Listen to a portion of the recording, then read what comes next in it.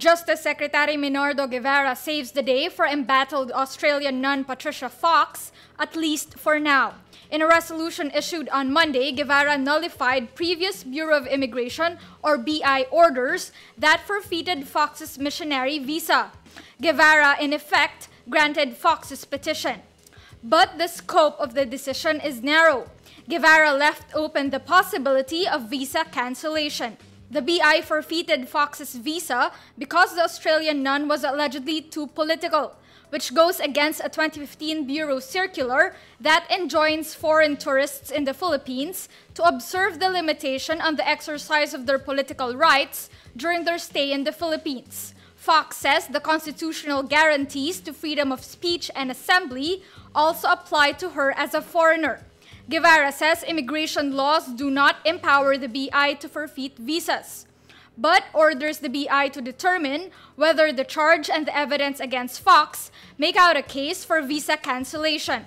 There is a pending deportation complaint against Fox at the BI. Fox's missionary visa will expire on September 5. Guevara previously extended Fox's stay in the Philippines after applying a different day count. Fox has been living in the Philippines for 27 years. She drew the ire of President Rodrigo Duterte, who had her investigated. Police wrongly detained 6 friends waiting outside their friend's home in Makati City after President Rodrigo Duterte ordered a controversial crackdown on tambays or bystanders. In a Facebook post, Matt Dimaranan recounted how they were standing idly by outside a friend's home at around 11 p.m. on Saturday when cops asked them to go to the police station. One of Dimaranan's friends quizzed cops about why they were detained. It is a violation of human rights to detain someone without informing the person of the crime. The friends say police did not cite any law they could have violated and only showed them a video of Duterte ordering cops to go after tambays. After more than an hour in detention, one of Dimaranan's friends started taking video. This supposedly led a policeman, a certain Major Elagro, to bring them out and let them stay in an office instead, but only after he asked for the video to be deleted. The friends were eventually released between 2 a.m. and 3 a.m. PNP Chief Oscar Albayalde downplays the incident. He says the group was released when cops found out they were just waiting for someone. Makati City Police Chief Senior Superintendent Rogelio Simon says Dimaranan's group might have been mistaken for criminals.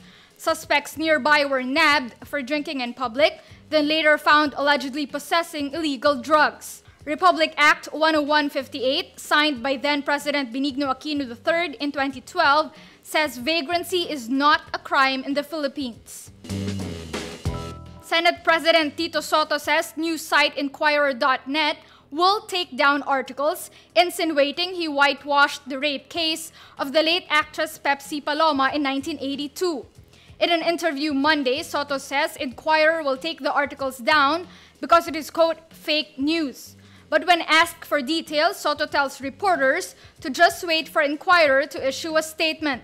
In a letter dated May 29, 2018, Sotto wrote Inquirer President Paulo Prieto asking the news organization to remove the articles The Rape of Pepsi Paloma and Was Pepsi Paloma Murdered?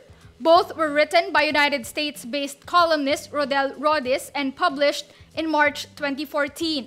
The request was Sotto's latest attempt to take down articles that criticize him. In February 2016, Sotto threatened to sue Rappler and columnist Sylvia Claudio if the news site does not take down a January 2016 opinion piece titled Magnanakaw sa Senado. The piece was about the 1 billion peso allocation for contraceptives removed from the national budget. Rappler did not take down the piece. South Korea begins 2 days of war games to practice defending the disputed Dokdo Islands off its east coast against an unlikely attack by Japan. Seoul has controlled the islets in the Sea of Japan since the end of Japanese colonial rule on the Korean peninsula. Tokyo also claims the islands, known as Takeshima in Japan, accusing Seoul of occupying them illegally. The drills come days after U.S. President Donald Trump announced the suspension of long-running joint exercises with South Korea. The games were meant to defend against North Korean aggression. While an attack from Japan is deemed unlikely, South Korea first staged the drills in 1986 and has conducted them twice a year since 2003.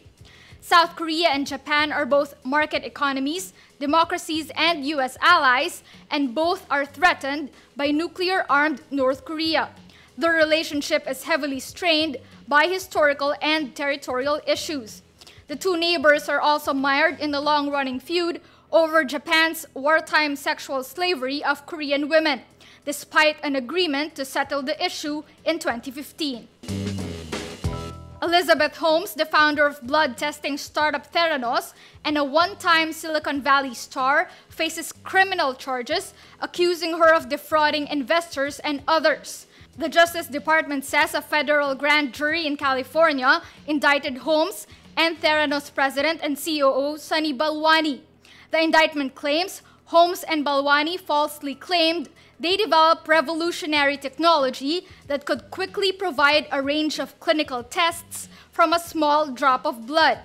They could face prison terms up to 20 years and fines up to $250,000 if they are convicted.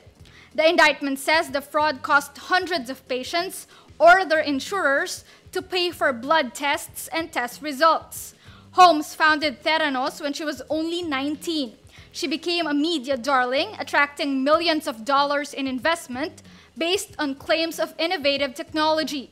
But Theranos came under scrutiny after the Wall Street Journal published articles questioning its claims.